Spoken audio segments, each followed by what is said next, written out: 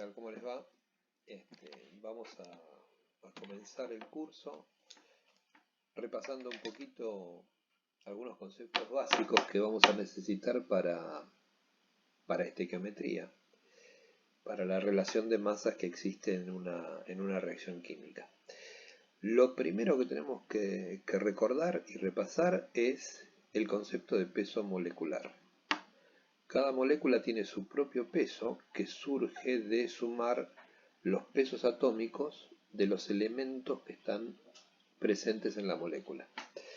Por ejemplo, en esta molécula, que sería el monóxido de dicloro, o también óxido hipocloroso, según la nomenclatura, vamos a calcular el peso molecular usando los pesos atómicos del cloro y del oxígeno, y teniendo en cuenta que hay 2 de cloro y 1 de oxígeno, un átomo de oxígeno, en la molécula del óxido. Entonces, si yo quiero calcular el peso molecular,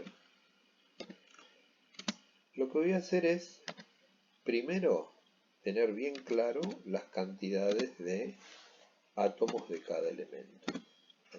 Es más, y el oxígeno. Bien. Este peso molecular lo vamos a obtener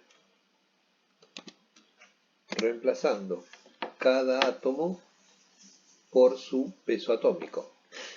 El cloro, si se fijan en la tabla, redondeado pesa 36. Siempre tratamos de redondear el peso atómico. Si ustedes se fijan en la tabla es 35,5, bueno, lo redondeamos a 36. Si el decimal es menor de 5, lo redondeamos para abajo. Y el oxígeno, que pesa 16. Por lo tanto, el peso molecular termina siendo 72 más 16, 88. El peso molecular no tiene unidades, o también lo van a ver como unidad de masa atómica.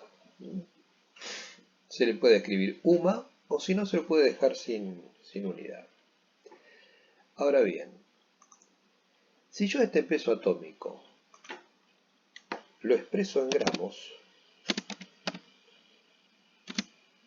ahí aparece una relación muy importante. El peso molecular expresado en gramos equivale al mol de la sustancia.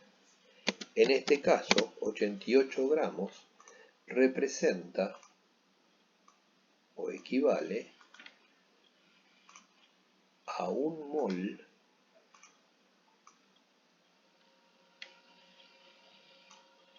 de monóxido de dicloro.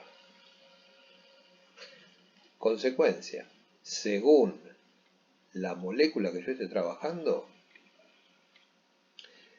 va a ser el peso del mol.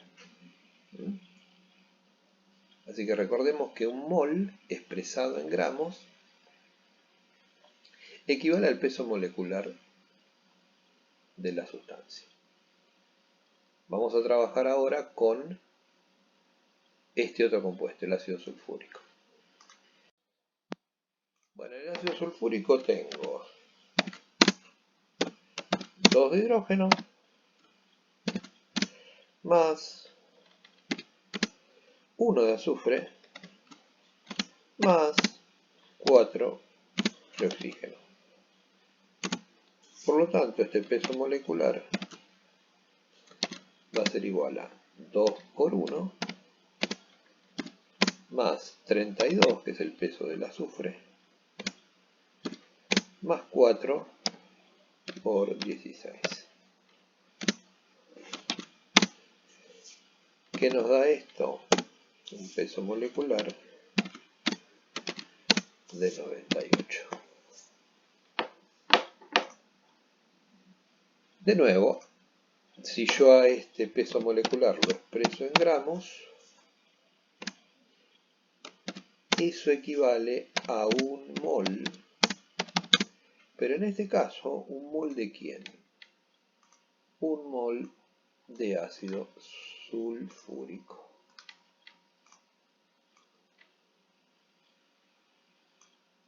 Ahí queda. Bueno, y acá tenemos uno un poquito más complicado, porque acá aparece un paréntesis. Bueno, vamos a ver cómo determinamos primero las cantidades. El calcio es 1, no hay problema. Ahora, las cantidades que aparecen dentro del paréntesis son multiplicadas por este índice que está afuera. O sea, se duplica la cantidad que hay dentro del paréntesis. Si yo adentro del paréntesis tengo un nitrógeno, lo multiplico por 2 y termina habiendo 2 nitrógenos. Y por otro lado tengo 2 oxígenos. Por 2 tengo en total 4 oxígenos. De manera que si yo voy a calcular esto, el peso molecular se obtiene con el peso del calcio más 2 veces el peso del nitrógeno más 4 veces el peso del oxígeno. Quiere decir que el peso molecular equivale a 40 más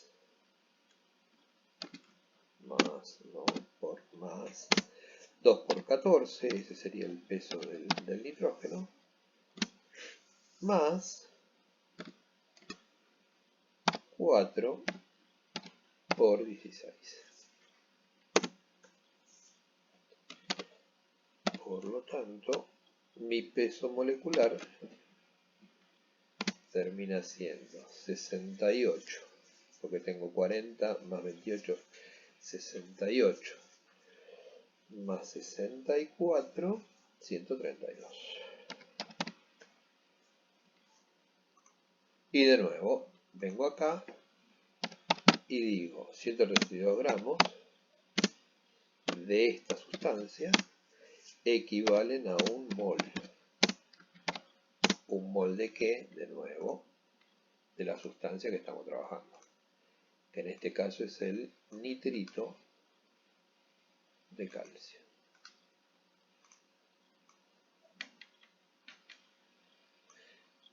Así que lo más importante de todo esto es tener bien en claro esta relación. Un mol expresado en gramos coincide con el peso molecular de la sustancia.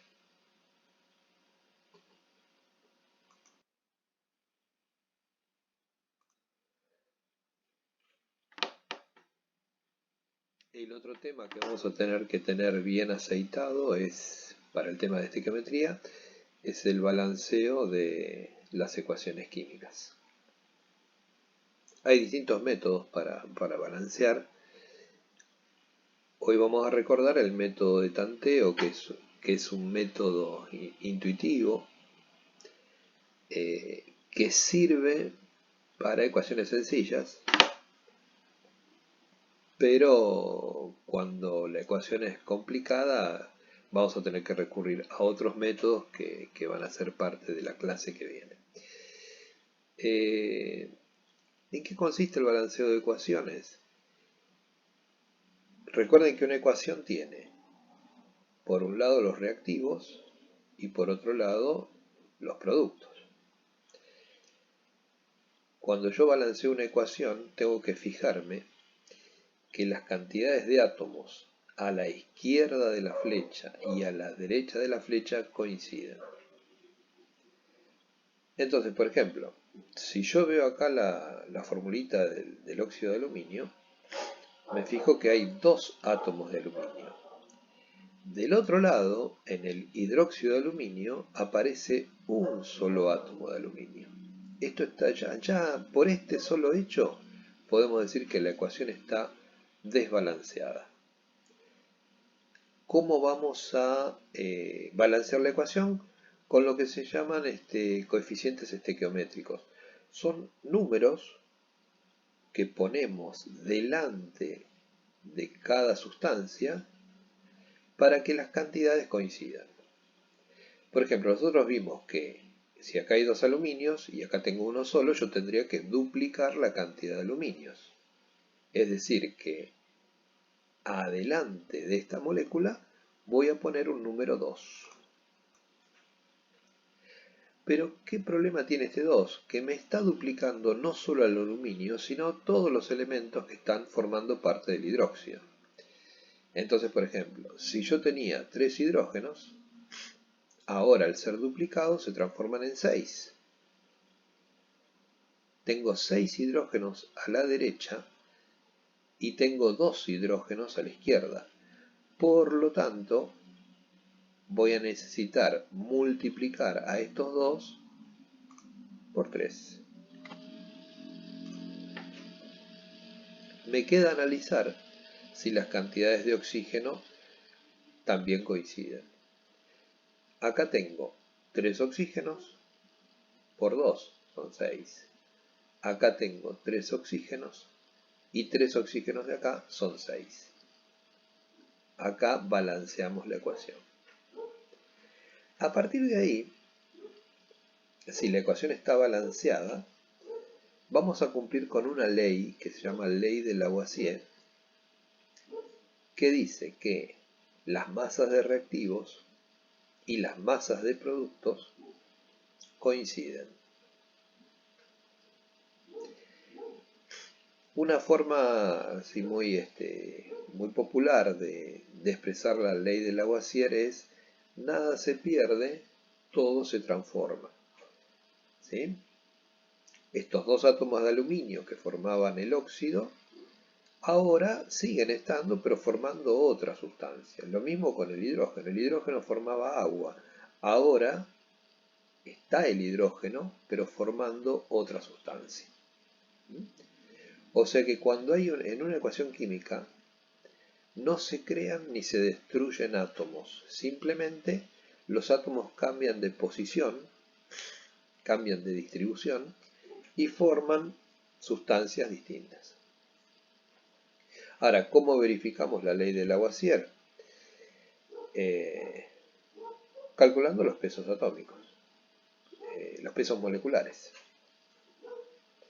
Entonces, si yo tengo que calcular el peso molecular del óxido de aluminio, voy a tener 2 por 27 más 3 por 16. En el caso del agua, y acá viene algo muy importante, fíjense que tengo la molécula de agua, pero el coeficiente estequiométrico es 3. Quiere decir que si yo calculo la molécula de agua, su peso molecular, a ese peso molecular lo tengo que multiplicar por 3. O sea que me va a quedar una cosa así: 3 por, como hay un paréntesis no pongo el por, 2 por 1 más 16. ¿Qué tenemos del otro lado? Del otro lado nos pasa algo parecido. Este peso molecular va a quedar multiplicado por 2. Entonces, pongo el 2 primero, 2 por, y ahora viene el de aluminio, que pesa 27, más 3 de oxígeno, o sea, 3 por 16, más 3 de hidrógeno, 3 por 1. Y ahí cierro paréntesis. Hacemos la cuenta. En el caso del óxido de aluminio, esto nos va a dar 102. 102. En el caso del agua, vamos a tener 2 por 1, 2 más 16. Esto me da 18. 18 por 3, esto me da 54. Del otro lado, toda esta cuenta me da 78. O sea, me queda 2 por 78. Si hacemos la cuentita final, 102 más 54 me da 156 de un lado, y 2 por 78 me da 156 por el otro. Entonces, acá estamos cumpliendo con la ley del Lavoisier.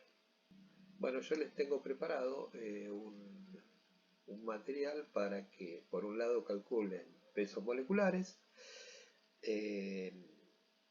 vean la relación que hay con el peso molecular con moles, y luego ejercicios de balanceo de ecuaciones y cumplimiento de la ley del Lavoisier. Nos vemos.